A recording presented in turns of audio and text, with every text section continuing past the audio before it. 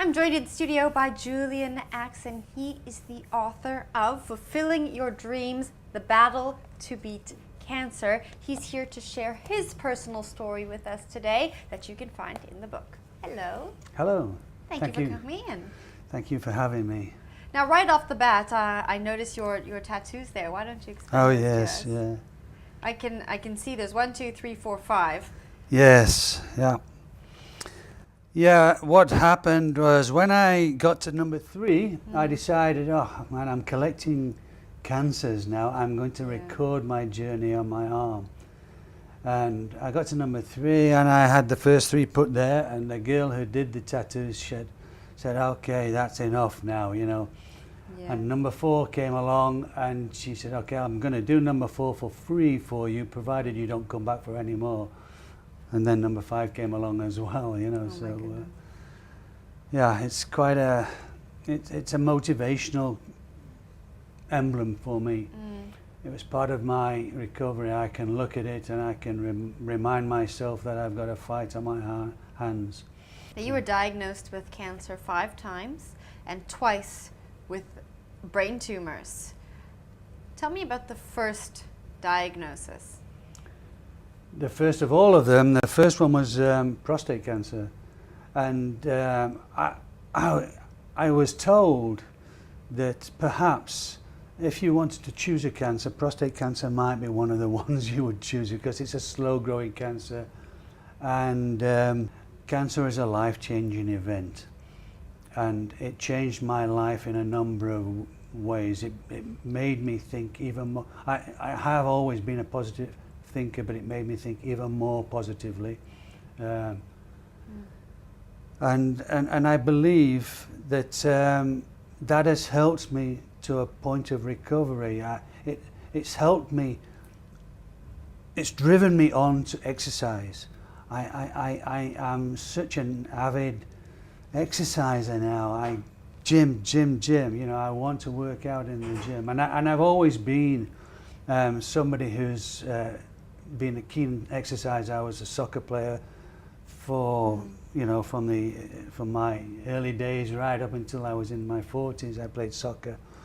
So I was quite healthy and physically fit and strong. And my doctors put that down to put my health or my recovery down to the fact that I was quite fit and healthy when I became ill. And so they said it helped me with my recovery. Tell me about life in recovery. I know you said you're more spiritual, you are exercising more. What does your day-to-day life look like? Yeah, I can relate to other people, and because I've written a book that is out there in the world, it's on Amazon and people are buying it, I'm communicating with people from all corners of the world about my story and about their fears and anxieties. And just one day in the past 2 weeks, on one night, I had somebody from the Gold Coast of Australia, from Brisbane, communicating with me at the same time as someone from New York State. Wow. And they were both writing to me at the same time, you know. So from either ends of the world, and I was in the middle of them. So that is me. I have people now, families, get hold of me and they ask me, will I please talk to their relatives or friends who have been diagnosed with cancer and have those fears and anxieties that I keep referring to. And I do. I visit people in hospital. I visit people at home, not only patients but families. My wife will come with me often because I have a story as a cancer survivor. My wife has a different story as a cancer caregiver.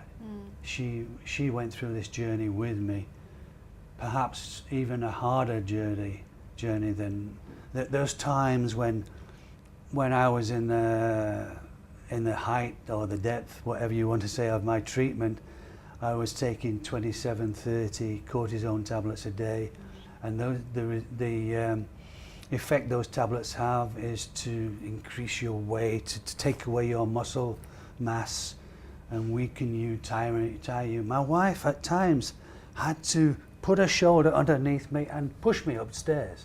Wow. You know, there was times when we would be walking, particularly on uneven ground, and I would stumble, and she would hold me up. You know, she was my rock, my walking stick. It was she was an amazing woman, and it's something that every cancer patient needs, is that type of support.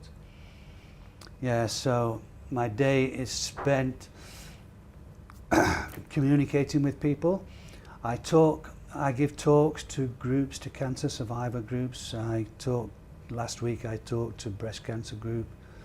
I talk to anybody who asks me to give them some motivational type of speech. I will give that talk to them.